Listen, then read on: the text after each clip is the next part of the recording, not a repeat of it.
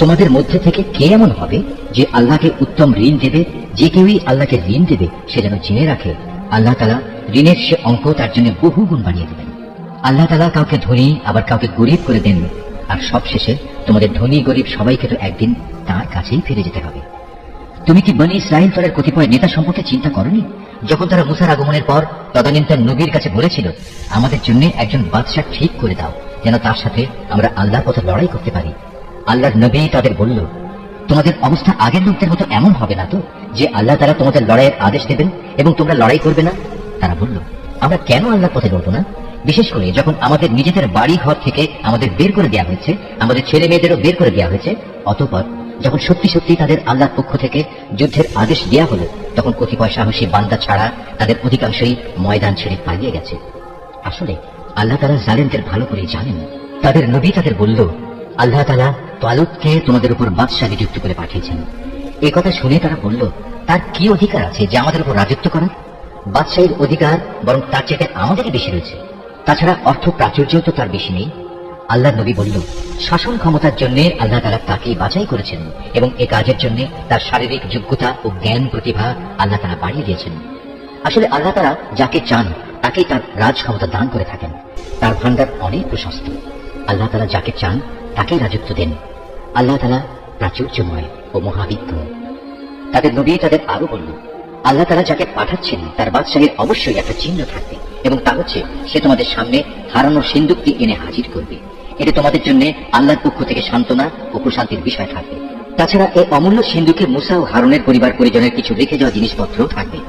আল্লাহ তাআলার নির্দেশে তার ফেরেশতারা এই সিন্ধুক তোমাদের জন্য বহন করে আনবে। যদি তোমরা বিশ্বাস স্থাপন করো তাহলে তোমরা দেখবে এই সব কিছুতে তোমাদের জন্য এক ধরনের নিদর্শন রয়েছে। রাজত্ব পেয়ে তালুত নিজ বাহিনী নিয়ে যখন এগিয়ে গেল, তখন সেটা লোকদের বলল, আল্লাহ তাআলা একটি নদীর পানি দিয়ে তোমাদের পরীক্ষা করবেন। যদি তোমাদের মধ্যে কেউ এর পানি পান করে তাহলে সে আর আমার দলভুক্ত থাকবে না, আর যে ব্যক্তি তা খাবে না সে অবশ্যই আমার দলভুক্ত থাকবে। তবে কেউ যদি তার হাত দিয়ে সামান্য এক আজরা পানি খেয়ে নেয় তা ভিন্ন কথা। অতঃপর সেখানে গিয়ে হাতে গোনা কয়েকজন লোক ছাড়া আর সবাই তৃপ্তি ভরে পানি পান করল।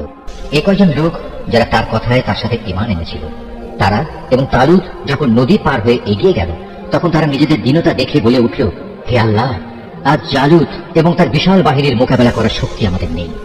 এ সময় তাদেরই সাথী বন্ধুরা যারা জানতো তাদের আল্লাহর সামনে হাজির হতে হবে, তারা বলল, ইতিহাসে এমন অনেকবারই দেখা গেছে আল্লাহর সাহায্য নিয়ে একটি ক্ষুদ্র দলও বিশাল সেনাবাহিনীর উপর জয়ী হয়েছে।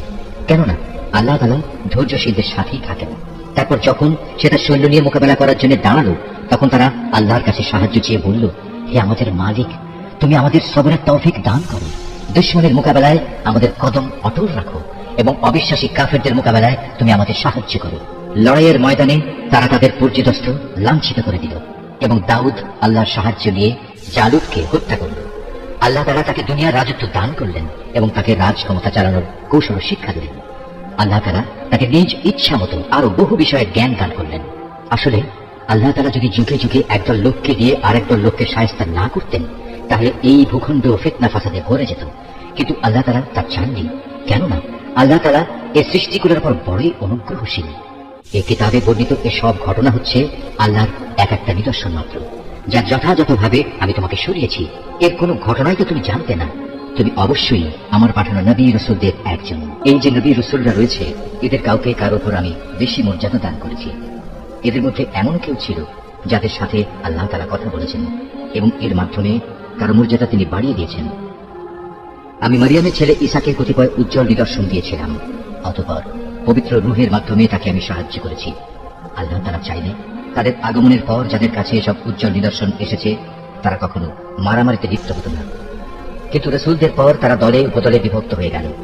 অতঃপর তাদের মধ্যে কিছু লোক ঈমান আনল, আবার তাদের কিছু লোক আল্লাহ তাআলা ও তার নবীকে অস্বীকার করল। অথচ আল্লাহ পাক চাইলে এরা কেউই যুদ্ধ বিগ্রহে লিপ্ত হতো না। কিন্তু আল্লাহ তাআলা যা চান তাই করেন। হে ঈমানদাররা, তোমরা যারা ঈমান এনেছ, আমার দেয়া ধন সম্পদ থেকে আমার পথে ব্যয় করো সেদিনটি আসার আগে, যেদিন কোনো বেচাকেনা চলবে না, কোন রকম বন্ধুত্ব ভালোবাসাও কাজে আসবে না, না সেদিন কারো কাছ থেকে কোনো সুপারিশ গ্রহণ করা হবে। মূলত এদিনের অস্বীকারীরাই হচ্ছে জালেম। মহান আল্লাহ তাআলা, তিনি ছাড়া দ্বিতীয় কোনো ইলাহ নেই। তিনি চিরঞ্জীব, তিনি অনাদি সত্তা। ঘুম তো দূরের কথা, সামান্য তন্দ্রাও তাকে আচ্ছন্ন করে না।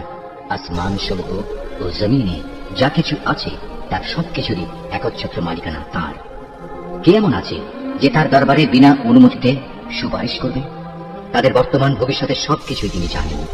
তার জানা বিষয়সমূহের কোনো কিছুই কারো জ্ঞানের সীমা পরিসীমার আয়ত্তাধীন হতে পারে না। তবে কিছু জ্ঞান যদি তিনি কাউকে দান করে থাকেন তবে তা ভিন্ন কথা। তার বিশাল সাম্রাজ্য আসমান জমিনের সবকিছুই পরিবেষ্টন করে আছে। এই উভয়টির হেফাজত করার কাজ কখনো তাকে পরিশ্রান্ত করে না। তিনি পরাক্রমশালী ও অসীম মর্যাদাবান। আল্লাহর দিনের ব্যাপারে কোনো জোর জবরদস্তি নেই, কারণ সত্য এখানে মিথ্যা থেকে পরিষ্কার হয়ে গেছে। তোমাদের মধ্যে যদি কোনো ব্যক্তি বাতিল মতাদর্শকে অস্বীকার করে, আল্লাহর দেয়া জীবনাদর্শের উপর ঈমান আনে, সে যেন এর মাধ্যমে এমন এক শক্তিশালী রশি ধরল যা কোনোদিনই ছিঁড়ে যাবার নয়। আল্লাহ তাআলা সবকিছু শোনেন এবং সবকিছু জানেন। যারা আল্লাহর উপর ঈমান আনে, আল্লাহ তাআলাই হচ্ছেন তাদের সাহায্যকারী বন্ধু। তিনি জাহেলিয়াতের অন্ধকার থেকে তাদের ঈমানের আলোতে বের করে নিয়ে আসেন। অপরদিকে যারা আল্লাহকে অস্বীকার করে, বাতিল শক্তিসমূহই হয়ে থাকে তাদের সাহায্যকারী। তা তাদের দিনের আলোক থেকে কুফরির অন্ধকারের দিকে নিয়ে যায়। এটাই হচ্ছে প্রকৃতপক্ষে জাহান্নামের অধিবাসী। সেখানে তারা চিরদিন থাকবে। তুমি কি সে ব্যক্তির অবস্থা দেখোনি যে ব্যক্তিকে আল্লাহ তাআলা দুনিয়ার রাষ্ট্র ক্ষমতা দেওয়ার পর সেই ইব্রাহিমের সাথে স্বয়ং মালিকের ব্যাপারে বিতর্কে লিপ্ত হল? বিতর্কের এক পর্যায়ে ইব্রাহিম বলল, আমার মালিক তিনি, যিনি সৃষ্টিকুলকে জীবন দান করেন, মৃত্যু দান করেন। সে বলল, জীবন মৃত্যু তো আমিও দিয়ে থাকি। ইব্রাহিম বলল, আমার আল্লাহ তাআলা পূর্ব দিক থেকে প্রতিদিন সূর্যের উদয় ঘটান।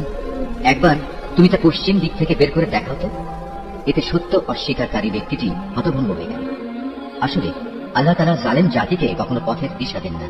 অথবা ঘটনাটি কি সেই ব্যক্তির মতো যে একটি বস্তির পাশ দিয়ে যাওয়ার সময় যখন দেখল তা বিধ্বস্ত হয়ে আপন অস্তিত্বের উপর মুখ থুবড়ে পড়ে আছে, তখন সে ব্যক্তি বলল, এই মৃত জনপদকে কিভাবে আল্লাহ তাআলা আবার পুনরুজ্জীবন দান করলেন?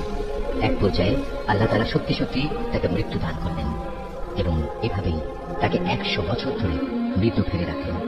অতঃপর তাকে পুনরায় জীবিত করলেন। এবার জিজ্ঞেস করলেন, বলতে পারো তুমি কতকাল মৃত অবস্থায় কাটিয়েছ? সে বলল, আমি একদিন কিংবা একদিনের কিছু অংশ মৃত অবস্থায় কাটিয়েছি। আল্লাহ তাআলা বললেন, বরং এমনি অবস্থায় তুমি 100 বছর কাটিয়ে দিয়েছ। তাকিয়ে দেখো তোমার নিজস্ব খাবার ও পানীয়ের দিকে, দেখবে তা বিন্দু মাত্র পচেনি। তোমার গাধাটির দিকেও দেখো, তাও একই অবস্থায় আছে। আমি এসব এই জন্যই দেখালাম যেন আমি তোমাকে মানুষদের জন্য পরকালীন জীবনের একটি জীবন্ত প্রমাণ হিসেবে উপস্থাপন করতে পারি। এই মৃত জীবের হাড় পাঁজরগুলোর দিকে তাকিয়ে দেখো, তুমি নিজেই দেখতে পাবে আমি কিভাবে তা একটার সাথে আরেকটা জোড়া লাগিয়ে নতুন জীবন দিয়েছি। অতঃপর কিভাবে তাকে আমি গোশতের পোশাক পরিয়ে দিয়েছি। অতএব এভাবে আল্লাহর দেখানো এই বিষয়টি যখন তার কাছে পরিষ্কার হয়ে গেল, তখন সে বলে উঠল, আমি তো জানি অবশ্যই আল্লাহ তাআলা সব কিছুর উপর ক্ষমতাবান।